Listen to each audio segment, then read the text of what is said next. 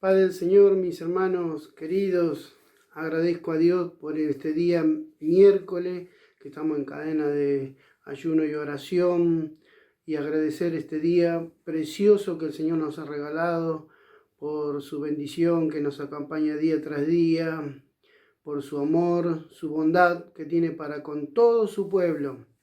Y en este día los invito a leer la palabra del Señor que se encuentra en el libro de Habacuc, capítulo 3, un solo versículo, en el versículo 2 nada más, pidiendo la guía del Espíritu Santo para leer su santa palabra. En este día, el libro de Habacuc, capítulo 3,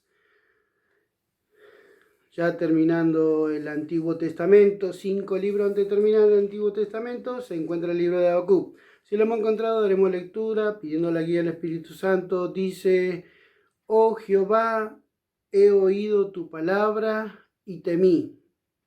Oh Jehová, aviva tu obra en medio de los tiempos. En medio de los tiempos, hazla conocer. Amén a la palabra del Señor. Este libro de Habacuc, el nombre de Habacuc, que quiere decir el que abraza, no en un sentido romántico, sino en el sentido de consolar. Este profeta profetizó después de la caída de Nínive, 612 años antes de Cristo. Vivió en una época que hubo gran corrupción nacional, una aflicción, pero él, como perteneciente a la tribu de Leví, figuraba entre los 8 profetas menores, y podemos decir muchas cosas de este profeta Habacuc, pero siempre pidió y habló con Dios. Este pequeño libro de 3 capítulos, 56 versículos, muy cortito, lo podemos leer completo. Aún así, de tan chiquitito este libro es mencionado en el Nuevo Testamento, en Hechos, en Romanos, en Gálatas, en Hebreo. Y estas 3 citas del apóstol Pablo, que lo llaman la columna del Evangelio, o sea, de la fe, en Romano, en Gálatas y en Hebreo, está Habacuc también, hablando de la fe. Y el principal versículo de este libro, que lo encontramos en el capítulo 2, versículo 4, dice: mas el justo por su fe vivirá. Y este libro precioso se divide en 2 partes. La primera parte son los 2 primeros capítulos, que habla de pregunta, injusticia, juicio, cómo que dialogara con Dios.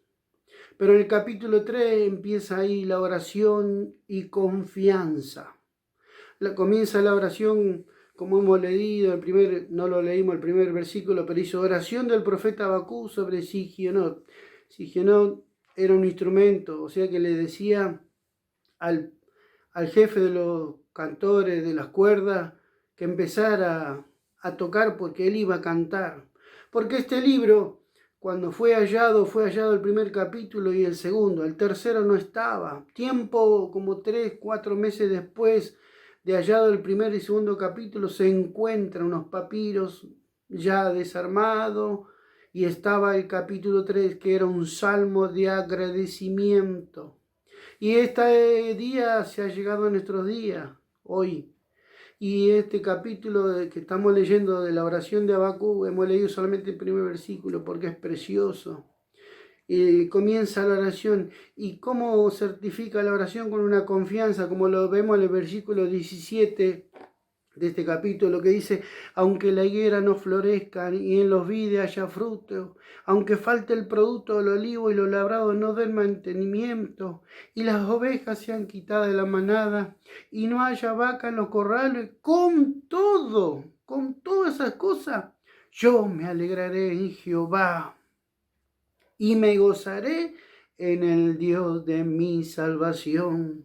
Esa era la confianza que tenía este profeta, porque muchas cosas pueden venir a nuestras vidas, como en estos tiempos, pero nuestra confianza, nuestra fe está en el Señor. Antes de entrar en la profundidad del versículo, la Nueva Versión Internacional dice: Señor, he sabido de tu fama, tus obras, Señor, me dejan pasmado. Realízalas de nuevo en nuestro día, dalas a conocer en nuestro tiempo. En tu ira ten presente tu misericordia. Qué precioso, ¿verdad? Cuando Dios nos ama, Dios nos habla y Dios nos ama tanto que de una manera o de otra en la prueba, en la lucha, siempre está con nosotros. Le voy a leer otra versión, la Nueva Traducción Viviente, dice: hoy he oído todo acerca de ti. Estoy maravillado por tus hechos asombrosos. En este momento de profunda necesidad, ayúdanos otra vez como lo hiciste en el pasado. Y en tu enojo, recuerda tu misericordia.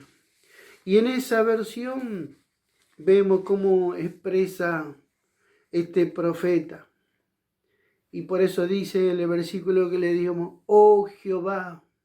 En esta oración que hizo, se presenta, primero se humilla, luego adora y luego hace la petición. En este versículo precioso que hemos leído nomás, no vamos a meditar al otro porque sería largo, pero qué precioso, dice: oh Jehová. El profeta se humilla ante Dios, porque ya no hay reclamo, ya no hay pregunta, cambia la óptica por una vista espiritual este profeta. Así nosotros también, en estos tiempos tan difíciles, donde viene la pandemia, viene la aflicción, el enemigo está derramando muerte, robo, cuántas cosas. Pero nosotros decimos: oh Jehová, porque sabemos en quién confiamos. Y así se presentaba el profeta en esta oración. Y dice: he oído tu palabra y temí. He oído. Ese oír son los testimonios de los padres, de los familiares. Como Gedeón, recordamos, ¿verdad? En Jueces 6, capítulo 6, versículo 13, que Gedeón le decía: ¿y dónde están sus maravillas que nuestros padres no han contado? Debemos escuchar la voz de Dios y la palabra, porque para nosotros es muy esencial. Por eso él decía: nosotros hemos oído, Señor, que tú estuviste con nuestro Padre, ahora queremos que venga con nosotros. Y seguimos para no extendernos, dice: tu palabra, he oído tu palabra, o sea, tu mandamiento, tu precepto, tus estatutos, tu ley, la escuché, la oí. Y por eso, en este tiempo, al escuchar la palabra, nosotros al oír la palabra en nuestra vida, hoy nosotros no bajamos los brazos. Tenemos los brazos altos porque sabemos en quién hemos confiado. Como dice en San Juan, capítulo 6, versículo 68, cuando Pedro le dice: Señor, ¿a quién iremos si tú tienes palabra de vida eterna? Y más adelante San Juan también capítulo 8 versículo 51 dice que el que guarda mi palabra nunca verá muerte. Y podemos nombrar muchos versículos sobre la palabra, como Hebreo, que dice que la palabra de Dios es viva y eficaz y más cortante que espada de dos filos. Y muchos versículos.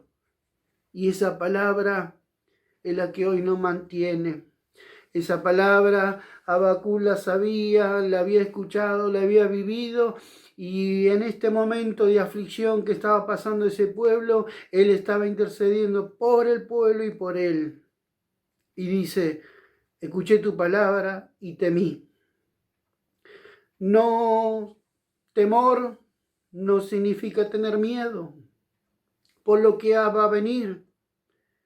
Es un temor reverencial por el asombro de la presencia de Dios tan grande que la veía Habacuc. Y vemos que el temor, acá en la palabra del Señor nosotros lo encontramos, es el principio de la sabiduría, como lo dice Proverbios, capítulo 1, versículo 7. En Hebreo también lo nombra, el capítulo 7, que Cristo fue oído a causa de su temor reverente. ¿Cuánto debemos aprender de la palabra, verdad? Y sigue diciendo el versículo, aviva tu obra. Y ahí llega la petición, aviva tu obra.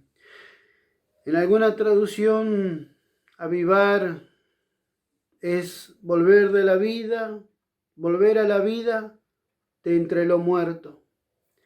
Y avivar nosotros lo vivimos como que avive nuestra oración, que avive la alabanza, que avive la adoración, que avive la consagración dentro nuestro.